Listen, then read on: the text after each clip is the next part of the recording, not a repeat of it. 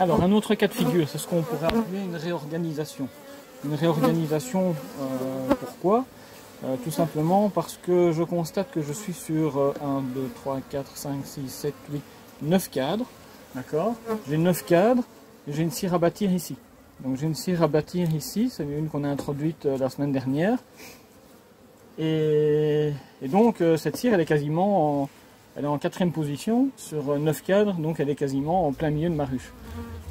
C'est pas ce qu'il y a de mieux, c'est pas ce qu'on souhaiterait. Donc ce qu'on veut, c'est un équilibre. Donc je vais un peu réorganiser tout cela pour essayer d'avoir un équilibre. Donc un certain nombre de cadres de nourriture d'un côté et l'équivalent de l'autre et au milieu mon couvain. Donc je vais un petit peu regarder ce qui se passe ici et je vais rééquilibrer tout ça.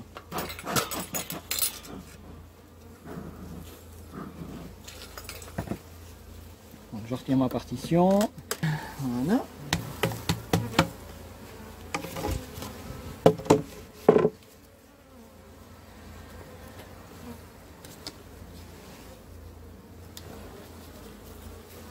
Donc, j'ai bien un cadre blindé de nourriture. Je suis complet en nourriture. Je vais le mettre ici. En retirant mon doigt, c'est plus simple. Je peux coincer. Voilà. Hop. Second cadre. De nouveau, je suis blindé en nourriture. Je suis au moins, là, je dirais, à 4 kg. 4 kg de nourriture. Voilà. Donc, je replace.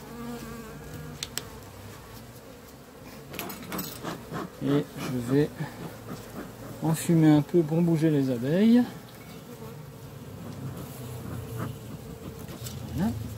Alors si j'ai encore un cadre de nourriture, ben celui-là je vais ou le retirer tout simplement, puisqu'elle n'est pas en manque de nourriture du tout et je risquerais d'avoir un blocage à un moment. Et si j'ai du couvain, bon tant mieux pour moi, mais on va voir un peu ce qu'on a. À nouveau, donc j'ai un cadre de nourriture et c'est rempli de nectar. Donc je pense que vous pouvez le voir. Ça brille très fort dans le fond des cellules. Donc c'est du nectar frais qui est occupé à rentrer ces dernières heures. Ok. Je regarde de l'autre côté. De l'autre côté, j'ai le même cas de figure, toujours de la nourriture. Donc je vais le retirer. Hop. Alors mon fameux cadre à bâtir. Mon fameux cadre à bâtir, voilà, il est bâti complètement. Voilà, donc j'ai ici ma rane. Ok. Je pourrais en profiter pour la marquer, pourquoi pas. Je prends mon tube. Voilà, je prends mon tube qui est là.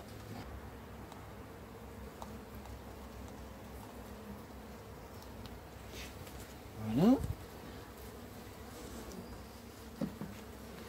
Ma rane est à l'intérieur. C'est tout ce que j'ai sous la main. Ça veut rien dire, mais au moins il sera marqué. Alors, il y a un peu beaucoup d'abeilles.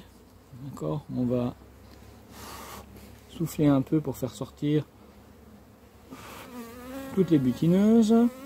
Je vais coincer ma rane, sans l'écraser bien entendu. Voilà, voilà, elle est là. Je la coince, je la marque.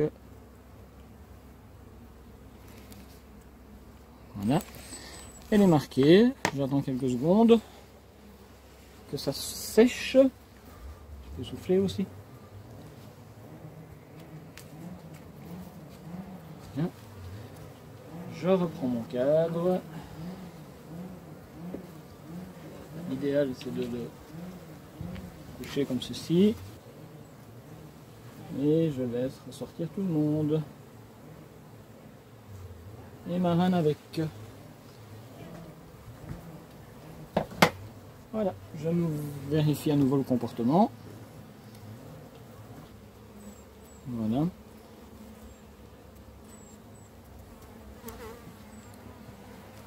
Donc tout se passe pour le mieux. Et je remets mon cadre.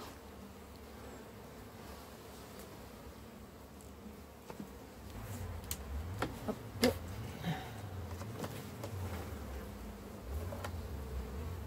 Je suis dans le couvain. Voilà.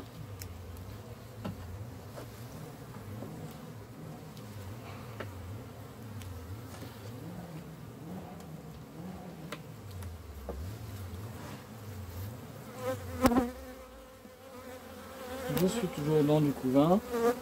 On voit bien la différence de couvain, hein. Couvain d'ouvrière ici, couvain de mâle. Donc tout ici, toute cette bande, c'est du couvain de mâle. Même chose ici.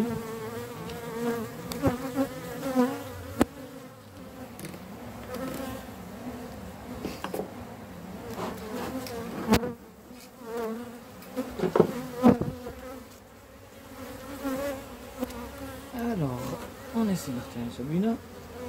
Même chose, couvain. Donc je suis à mon troisième cadre de couvain, qui est un beau couvain. Une belle plaque de couvain là, une belle plaque de couvain ici. Donc ça me fait 4 cadres de couvain, 5 cadres de couvain. Ok. Voilà.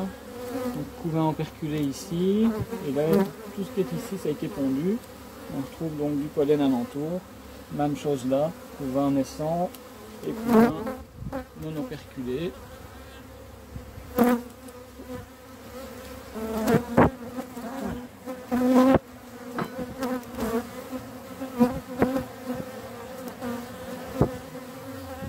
Et là je suis dans un cadre de nourriture complètement rempli. Ce que je vais faire, je vais remettre mon deuxième cadre de nourriture, qui est là, qui vient prendre la dernière place.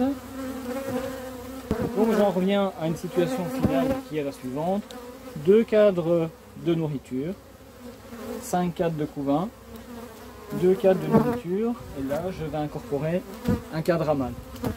Mon cadre à mâle qui va être quoi? Qui va être la cire, les cires de hausse que vous avez fait. Donc je vais l'insérer.